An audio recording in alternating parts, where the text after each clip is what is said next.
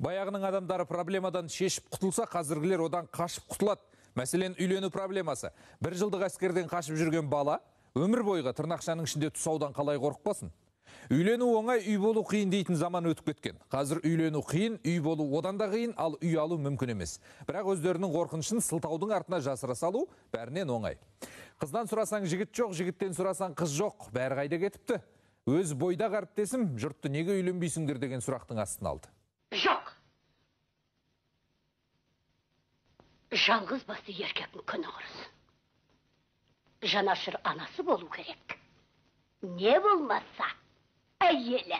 Тайлақтың күнін кешіп жүрген жігіттер қазір де көп. 30-дан асқанша үйленбей жүріп алу сәнге айналғандай. Сұлу жар алуды сыра тұрып, көлік алсам, үй алсам дейді сөйтіп жүріп, жасының келіп қалғанын аңғармай қалады. Ал қыздардың арманы жас, сымбатты, қалталы азаматтар.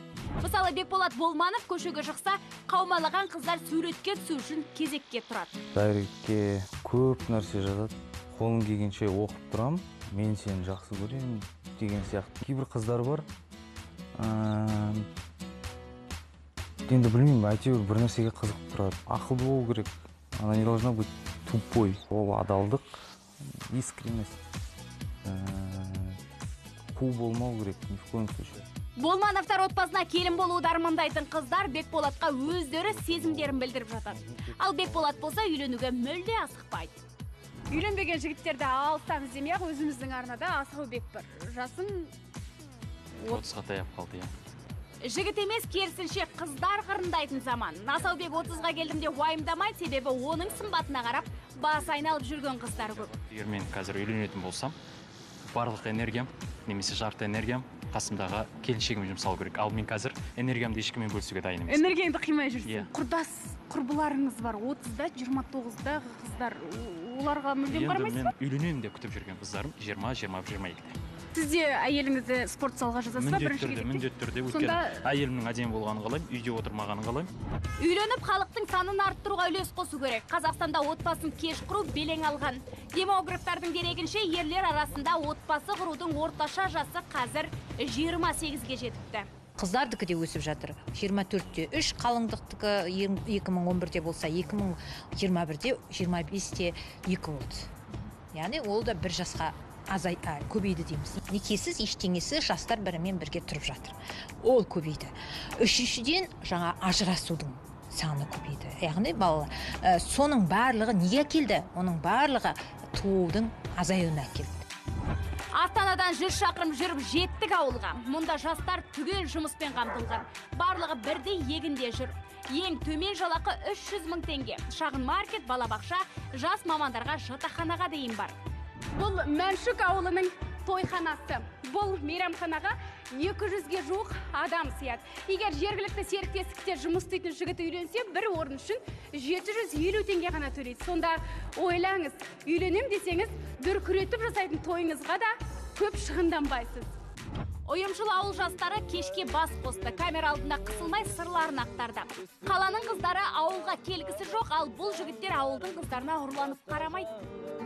Сүйем сені басқаны таңдамашы. Айтшы, саған қандай қыз керек? Қандай қыз үйленетін?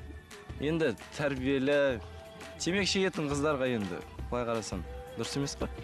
Ондайға үйленбейсің. Қысқа киіп, клубта жүретін қыздарға өз басым үйленбес еді. Бірақ клубқа баратын қыздармен бірігіп клубқа барып келуге қарсы емес сияқтысың. Мәселен. Агроном. Агроном. Сколько получаешь в месяц? Ну, энную сумму получаем, но хватает для проживания. 300? Свыше. 400? 500? Свыше. Ну, пусть будет 500. 600, что ли? Пусть будет 500. Жарты миллион теңге алатын жігітте үйленбей жүр. Жасы 27-ге келіпті. Келісетін қыз болса, келесі жылақ үйленем дейді. Ал саған қандай қыз керек?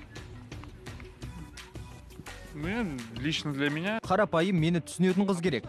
Қызды Астанадан, қаладан алап. Ауылға келіп сиыр сауат. Әркімнің өз таңдауы, өз талғамы болады. Маған қаланың қыздарын айт. Жасы 30-дан асқан жігіттер көшеге шықпайды. Оларды қалай үйлендірем деп тіпті ауылдың әкімі алаңдап жүр. Биыл жазда қанша келін түсті ауылға? Енді биыл көп емес. Үшеу. Бір екеу деп айтсам қателеспейтін шығармын. Қызға айтады ғой, подход таба білу керек. Әр қыз ол бір үйдің гүлі. Сондықтан олай нормальный қыз жоқ деп айтуға дұрыс емес деп ойлаймын. Нормальный қыз жоқ емес, нормальный жігіт жоқ. Астанаға оралдық. Қаладағы қыздардың талап тілегін тыңдап, таңдай қақтық. Ауылға күйеуге шығарым едім. Кешірім жоқ. И в Казахе на Лексусе. Высокий рост, наверное. И просто, чтобы соответствовал мне. Во всех планах. Тебе. Мне. Денежные жігіттер ұнайды, который много-много денег, Ферраримен жүретін. А машина, квартиры? В приоритете, но ум важнее. Қанша теңге табу керек айына? 300-400. Больше миллиона. Больше миллиона? Да. Негізі үйленейін десең нормальный қыз жоқ. Бәрі ашық шашық киінеді, сөйтіп жүреді енді. Сөйтіп қайтып үйленесің одан кейін. Жанын күткен жағдайы жақсы жігіттер үйленіп басын қатыруға асықпайды. Ал 40-қа таяп қалған жігіттер жастау қалыңдық іздейді. Ауылдағы боз балалардың көңілі қалалық бой жеткенде. Қалада жүрген қыз ауылға барғысы келмейді. Қыздардың да талабы күшті. Көрмелген мәселе әйтеуір. Өйстіп жүргенде жастар ұлттың келешегі өз қолдарында екенін ұмытып кетпесе екен әйтеуір. Асаубек сияқты талғамы жоғары жігіттің талабына келмеймін. Тіпті ауылда да бірде-бір жігіт көңіл білдірмеді. Менің жағдайым түсінікті шығар. Нормальный жігіт таба алмай жүрген Ақбөпе Тәңірберген, Айна